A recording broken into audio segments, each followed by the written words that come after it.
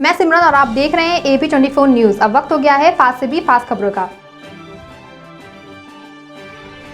प्रधानमंत्री नरेंद्र मोदी ने गणतंत्र दिवस में अपनी परंपरा को बरकरार रखते हुए इस बार केसरी रंग की पगड़ी पहनी और पारंपरिक कुर्ता पैजामा और जैकेट पहने कंधे पर शॉल डाले प्रधानमंत्री ने राष्ट्रीय युद्ध स्मारक पर शहीद जवानों को श्रद्धांजलि अर्पित की। देश के 72वें गणतंत्र दिवस पर परेड राजपथ में पहली बार शामिल हुआ चिल्का एंटी एयरक्राफ्ट हथियार, जिसकी कमान संभाली कैप्टन प्रीति चौधरी ने। गणतंत्र दिवस के अवसर पर कांग्रेस नेता राहुल गांधी ने देशवासियों को ट्वीटर करके शुभकामनाएं दी और कहा, भारत का प्रत्येक नागरिक देश का भाग्य विधाता है, चाहे वो किसान मजदूर हो या लघु माध्यम व्यापारी, नौकरी तलाश करता युवक हो या महंगाई से परेशान गृहिणी। और आगे उन्होंने लिखा, गणतंत्र आपसे है, गणतंत्र आपका है। जहां आज पूरा देश 72वां गणतंत्र दिवस मना रहा है, तो वहीं कृषि कानून के खिलाफ चल रहे आंदोलन में किसान दिल्ली में ट्रैक्टर रैली निकाल रहे हैं। वहीं मुबारक चौराहे पर पहुंचे किसानों पर दिल्ली पुलिस ने 2-3 आंसू गैस के गोले भी छोड़े। दिल्ली के मुख्यमंत्री ने ऐलान किया है कि मार्च से दिल्ली में राशन की डोर स्टेप डिलीवरी शुरू की जाएगी, जिसके लिए दिल्ली वासियों को राशन लेने के लिए लंबी लाइन नहीं लगानी पड़ेगी और सरकार उनके घर जाकर राशन भेजेगी। अमेरिकी ऑनलाइन खुदरा बाजार कंपनी अमेजॉन ने दिल्ली उच्च न्यायालय में एक याचिका दायर कर भारत में खुदरा स्टोर चलाने वाली कंपनी फ्यूचर ग्रुप के मुख्य कार्यकारी किशोर बियानी समेत इसके संस्थापकों की गिरफ्तारी की गई है।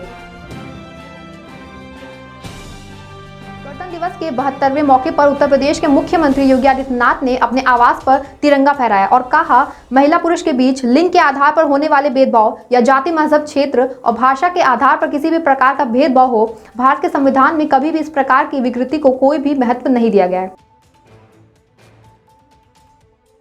राष्ट्रीय अध्यक्ष अखिलेश यादव पार्टी में गुटबाजी पर सख्त होते हुए दिखे, जिस पर उन्होंने मंच में कहा कि गुटबाजी नहीं करें, काम करें, वरना पार्टी से बाहर कर दिया जाएगा। गणतंत्र दिवस पर मायावती ने ट्वीट करके देशवासियों को बधाई और शुभकामनाएं दी और कहा कि वो समय है जब निष्पक्षता से समीक्षा व आकलन हो कि देश के आज़ादी के बाद उसके लोकतंत्र व गणतंत्र का यहाँ के करोड़ों गरीब आदि के जीवन में सुख शांति हो। गणतंत्र दिवस पर हो रही परेड में उत्तर प्रदेश ने अपनी झांकी में अयोध्या में बने हुए राम मंदिर की झलक दिखाई। 72वें गणतंत्र दिवस के अवसर पर लखनऊ के पुलिस कमिश्नर DK ठाकुर ने अपने कार्यालय में ध्वजारोहण किया और DK ठाकुर द्वारा अपने कैंप कार्यालय पर ध्वजारोहण कर दिलाई शपथ।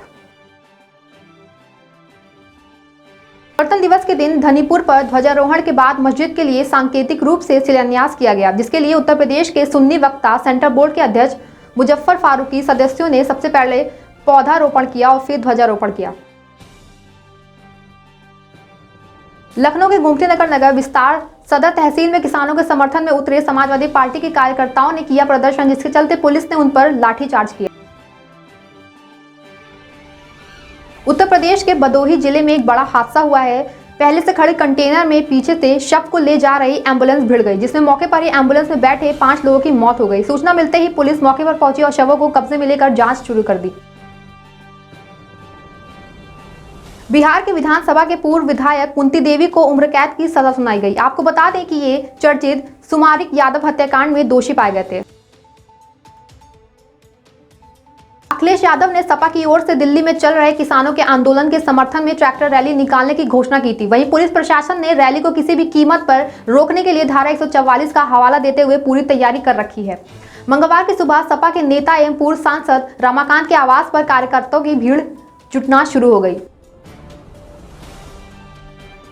गोरखपुर के एम्स छात्रों ने आरोप लगाया है कि उन्हें कमरे में बंद कर टॉर्चर किया गया, उनके मोबाइल भी छीन लिए गए, उन्हें गैलरी में हाथ ऊपर करके खड़ा रखने की सजा दी गई और गार्डों से मारपीट की, जिसके बाद शिकायत दर्ज करने पर डीएम आवास पर पहुंचे। एडीएम सिटी ने उन्हें समझाने का प्रयास किया, लेकिन छात्र डीएम से बात करने पर अड़े हुए हैं। देर रात तक छात्र वहां जमे रहे।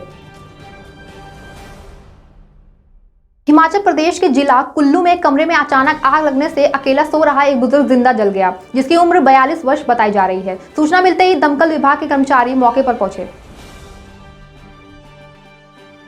कांग्रेस के नेता एक के बाद एक भाजपा में शामिल हो रहे हैं, जिसके चलते कांग्रेस में दिन ब दिन समस्याएं बढ़ती जा रही हैं, जिसको देखते हुए गुजरात में होने वाले निकाय चुनाव में पार्टी ने दल बदल की समस्या से निपटाने के लिए एक डैमेज कंट्रोल कमेटी बनाई है। जम्मू कश्मीर में एक दर्दनाक हादसा हुआ है। लखनपुर के पास भारतीय सेना का ध्रुव हेलीकॉप्टर क्रैश हो गया है। हेलीकॉप्टर में 2 पायलट भी घायल हो गए हैं, जिनको अस्पताल में भर्ती कराया गया है। एक पायलट ने इलाज के दौरान ही अपना दम तोड़ दिया। गणतंत्र दिवस समारोह के मद्देनजर कश्मीर घाटी में सुरक्षा कारणों से मोबाइल इंटरनेट सेवा पूरे रूप से निलंबित कर दी गई। पिछले साल जून में पूर्वी लद्दाख में गलवान घाटी में चीनी सेना के हमले के खिलाफ अपने सैनिकों का नेतृत्व करने वाले कर्नल बी संतोष बाबू को सबसे बड़े सैन्य सम्मान महावीर चक्र से नवाजा गया।